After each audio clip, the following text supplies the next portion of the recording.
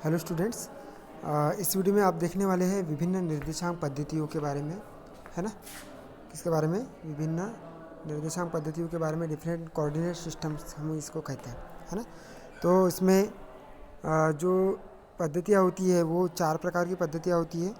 एक कार्तीय निर्देशांक पद्धति, दूसरा समतल ध्रुवीय निर्देशांक पद्धति, तीसरा गोलीय निर्देशांक पद्धति और चौथा क्या? बेलनाकार निर्देशांक पद्धति। ठीक है। तो यदि कोई कण किसी आकाश में यदि गति करता है तो उसके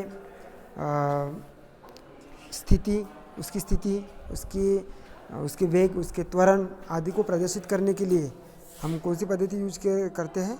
कार्तीय या समकोणिक निर्देशांक पद्धति यूज करते हैं, है ना। जब कोई कण किसी समतल में गति करता है तो उसकी स्थिति, उसके वेग, उसके त्वरण आदि को व्यक्त करने के लिए जो निर्देशांक पद्धति यूज की जाती है उसको हम क्या कहते हैं? समतल ध्रुवीय निर्देशांक पद्धति कहते हैं, है ना। जब कोई कण किसी गोलीय जो मीडियम है उस मीडियम में यदि गति करता है तो उसकी गति को व्यक्त करने के लिए गोलीय निर्देशांक पद्धति यूज की जाती है। वैसे यदि कोई कण जो है वो किसी बेलनाकार माध्यम में गति करता है तो उस गति को व्यक्त करने के लिए बेलनाकार निर्देशांक पद्धति यूज की जाती है ना। ठीक है। तो इस प्रकार से ऐसे 1, 2, 3 और 4, है ना, ऐसे 4 निर्देशांक पद्धतियाँ हम यूज करते हैं। ठीक है। तो इस वीडियो में हमको क्या देखना है? केवल कार्तीय निर्देशांक पद्धति में कण की स्थिति, वेग और त्वरण को देखना है। किसको देखना है? कण की स्थिति, वेग और त्वरण को देखना है ना। तो ये है हमारी क्या? कार्तीय निर्देशांक पद्धति का ग्राफ, है ना। ये ग्राफ किस टाइप से है कि यदि कोई कण जो है या वस्तु जो है किसी एक आयतन वाले किसी कमरे में क्या कर रहा है? गति कर रहा है ना। तो या त्रिविमीय आकाश में यदि गति कर रहा है तो वो किस प्रकार से होगा?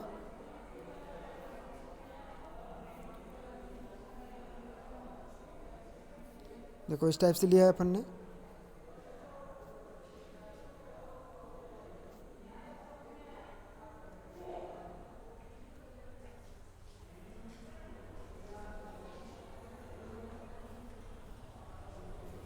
ओके। अब इस आयताकार बेलन में ये वाली जो अक्ष दिख रही है कौन सी? ये वाली अक्ष, फिर ये वाली अक्ष, फिर ये वाली अक्ष, ये तीनों अक्ष ये इसको रिप्रेजेंट कर रहा है। देखो ये वाई डायरेक्शन हो गया, इसको अपन एक्स डायरेक्शन मान लेते हैं और इसको अपन क्या मान लेते हैं? जेड डायरेक्शन मान लेते हैं। इसको जेड मान लिया, इसको वाई मान लिया, क्या माना? वाई माना, और इसको क्या मान लिया? एक्स मान लिया, है ना। तो ये एक्स डायरेक्शन में समझ में आ गया आपको? अब यहाँ पर कोई वस्तु है, मतलब ये वाली पी बिंदु पर कोई वस्तु है ना। ठीक है। तो इस पी बिंदु का स्थिति निर्देशांक क्या होगा या स्थिति सदिश क्या होगा? फिर उसका वेग क्या निकालेंगे और फिर उसका क्या त्वरण क्या निकालेंगे? इसको हमको क्या करना है? देखना है ना। तो यहाँ पर देख रहे हो आप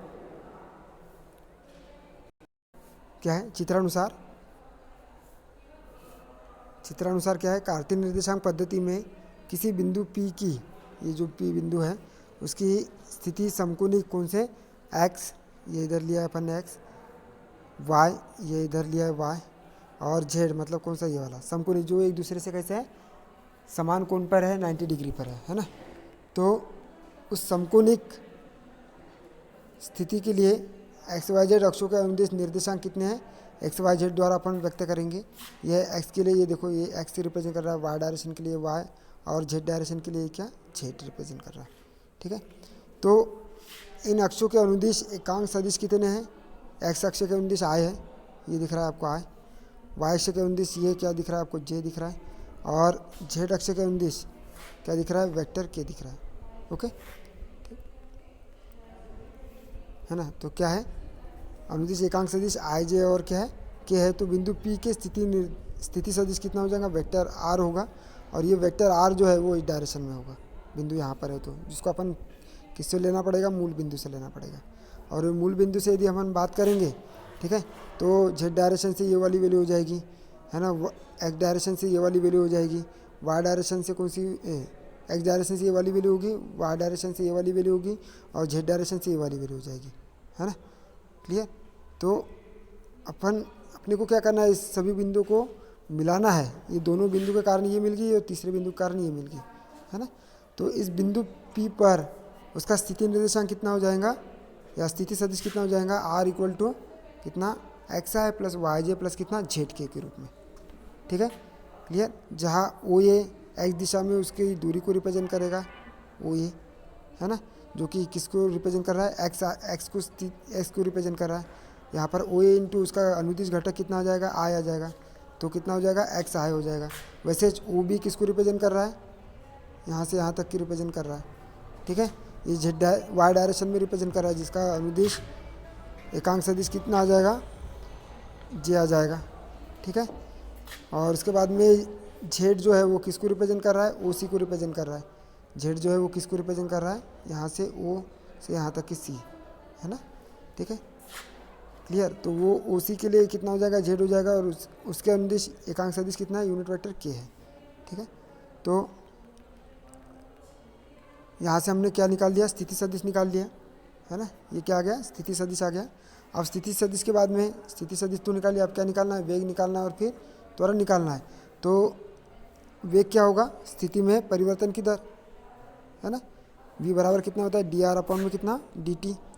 ठीक है, तो डी अपॉन में dt, r की वैल्यू क्या रखोगे, xi प्लस yj प्लस कितना zk के रूप में। ठीक है, कितना रखोगे, xi प्लस yj प्लस कितना zk के रूप में। तो v बराबर कितना हो जाएगा, i बाहर निकाल लूँगे, कितना हो जाएगा, dx अपॉन में कितना dt। फिर क्या निकालोगे, j बाहर निकालोगे तो कितना हो जाएगा, dy अपॉन में कितना dt। फिर k बाहर निकालोगे तो फिर क्या हो जाएगा, dz अपॉन में कितना dt। और dx अपॉन में dt को अपन क्या बोलेंगे, x के सापेक्ष वेग, x दिशा के सापेक्ष वेग, जिसको हम क्या रिप्रेजेंट करते हैं, vx रिप्रेजेंट करते हैं। dy अपॉन में dt को y दिशा में वेग, मतलब y दिशा में परिवर्तन हो रहा है समय के साथ में, तो क्या हो जाएगा, vy हो जाएगा। ठीक है, उसके बाद में dz क्या हो जाएगा, z दिशा में परिवर्तन हो रहा है टाइम के साथ में, इसलिए हम उसको बोलेंगे क्या, vz बोलेंगे। ठीक है, तो ये किसकी वैल्यू आ गई, ये निकाली थी अपन ने स्थिति की वैल्यू ए, समीकरण ये वाला जो निकालेंगे वो क्या, वेग को रिप्रेजेंट करेगा।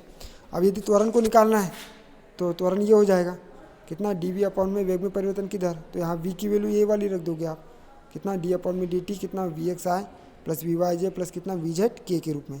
यहाँ पर भी वैसे ही i बाहर निकल जाएगा, dvx अपॉन में कितना dt, j बाहर निकलेगा तो dvy अपॉन में कितना dt, k बाहर निकलेगा तो dvz अपॉन में कितना dt बचेगा, है ना। और dvx अपॉन में dt की जगह अपन क्या लिखेंगे, ax लिखेंगे, क्योंकि x दिशा में क्या है, त्वरण है या वेग में परिवर्तन है समय के साथ में। वैसे ही यहाँ से j बाहर निकालेंगे तो कितना हो जाएगा, dvy अपॉन में कितना dt, जो y दिशा में वेग में परिवर्तन है, इसको अपन y दिशा में त्वरण कहेंगे, ay। ठीक है, और dvz अपॉन में dt, मतलब यहाँ से k को बाहर निकालेंगे तो dvz अपॉन में कितना आ जाएगा, dt आ जाएगा, जो dvz अपॉन में dt किसको शो कर रहा है, z दिशा में वेग में परिवर्तन को शो कर रहा है समय के साथ में, और इसको अपन क्या बोलेंगे, az बोलेंगे, त्वरण बोलेंगे, है ना। तो ये क्या निकल कर आ गए, उसका त्वरण का मान निकल कर गया। तो पहले स्थिति का मान निकल कर आए, फिर वेग का मान निकल कर आए, वेग स्थिति में परिवर्तन की दर समय के साथ में, और फिर वेग में परिवर्तन की दर त्वरण निकल कर आ गए। ठीक है, क्लियर। तो इस प्रकार से हमने कौन सी कार्तीय निर्देशांक पद्धति, जिसको अपन बात करते हैं कि यदि कोई कण किस में है, त्रिविमीय में गति कर रहा है, x, y और z डायरेक्शन में, तीनों दिशा में हम उसकी स्थिति, उसके वेग और उसके त्वरण को व्यक्त करने के लिए जिस निर्देशांक पद्धति का यूज़ करेंगे उसको हम क्या कहेंगे, कार्तीय निर्देशांक पद्धति बोलेंगे। क्या बोलेंगे, कार्तीय निर्देशांक पद्धति बोलेंगे, है ना। और उस कार्तीय निर्देशांक पद्धति में हमने क्या निकाल लिया, स्थिति निकाल ली, क्या निकाल ली, स्थिति निकाल ली, उसका वेग निकाल लिया और उसका क्या निकाल लिया, त्वरण ज्ञात कर लिया। ठीक है, क्लियर। तो इस प्रकार से यहाँ पर लिखा है कि जब कोई कण किस में गति करता है, जब कोई कण त्रिविमीय में या आकाश में गति करता है तो उस कण की स्थिति, वेग, त्वरण अर्थात गति की व्याख्या करने के लिए जिस निर्देशांक पद्धति का उपयोग किया जाता है उसको हम कहते हैं कार्तीय निर्देशांक पद्धति। ठीक है, क्लियर। अगले वीडियो में अपन देखेंगे क्या, समतल ध्रुवीय निर्देशांक पद्धति। ठीक है।